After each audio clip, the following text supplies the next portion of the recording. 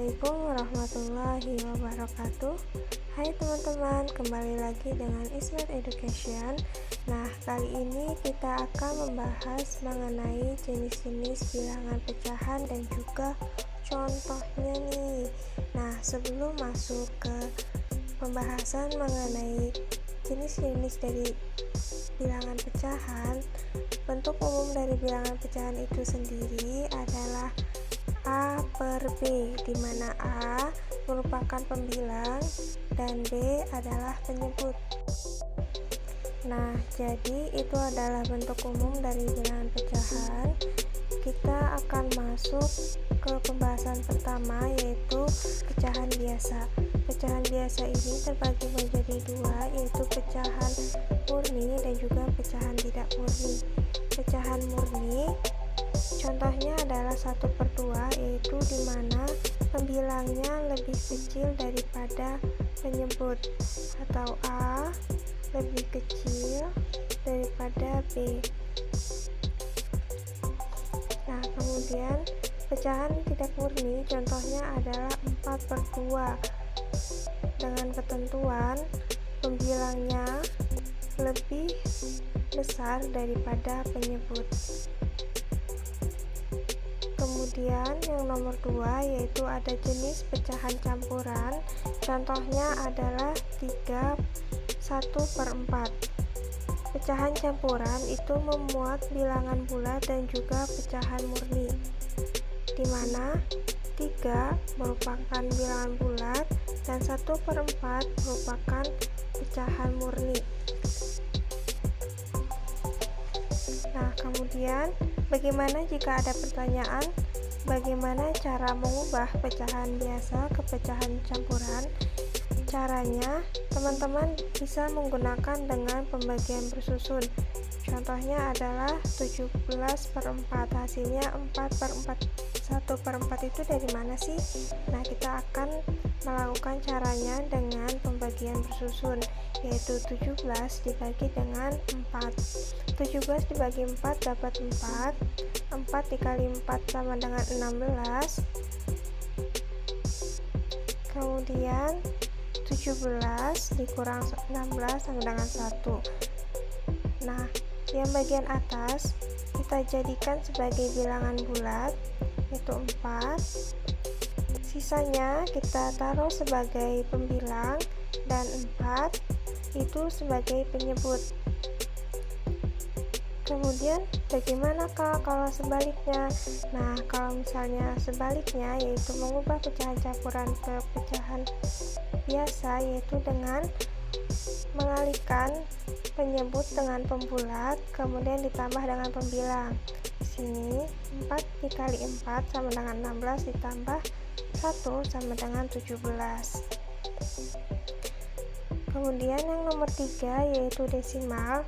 Cara penulisannya menggunakan tanda koma sebagai pemisah bilangan bulat dan pecahan. Contohnya 1,35.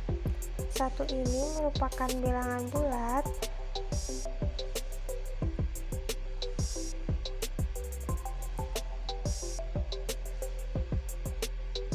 kemudian ada tanda koma sebagai pemisah dan 35 sebagai bilangan pecahan.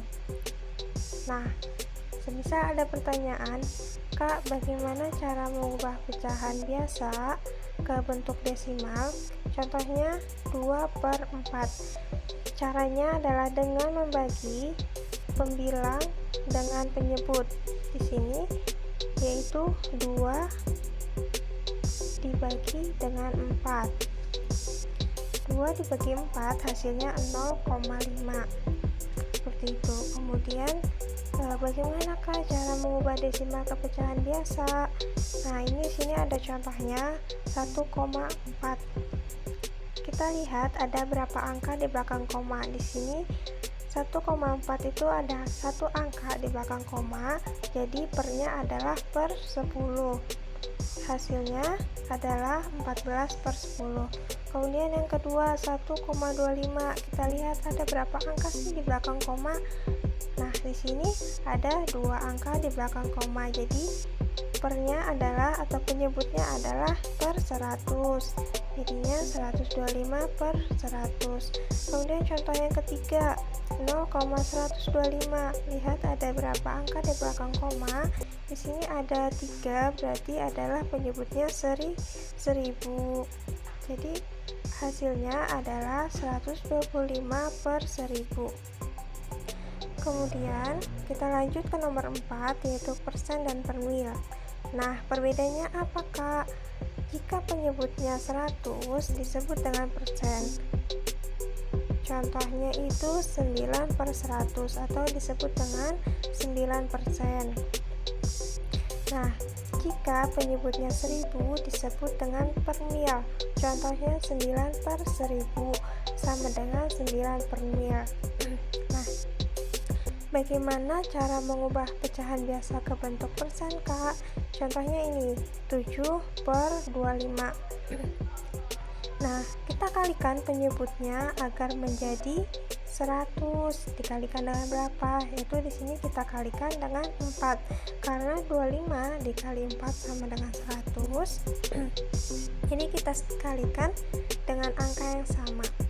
7 dikali 8 sama dengan 7 dikali 4 sama dengan 28. 25 dikali 8 sama dengan 100. Kemudian bagaimana cara mengubah persen ke pecahan biasa, Kak? Nah, di sini contohnya 25%. Persen berarti penyebutnya adalah 100. Jadi kita ubah menjadi pecahan biasa, yaitu 25 per 100. Kemudian kita bisa sederhanakan dengan membagi dengan bilangan yang sama. Di sini kita membagi pembilang dan penyebutnya dengan angka yang sama, yaitu sini kita menggunakan 25. Karena 25 bisa dibagi dengan 25 hasilnya adalah 1, dan 100 dibagi 25 hasilnya adalah 4. Nah, jadi itu adalah penjelasan mengenai jenis-jenis bilangan pecahan dan juga contohnya, dimana gampang banget kan teman-teman. Yuk praktekin di rumah. Sampai di sini penjelasannya. Sampai jumpa di next video teman-teman. Semoga bermanfaat.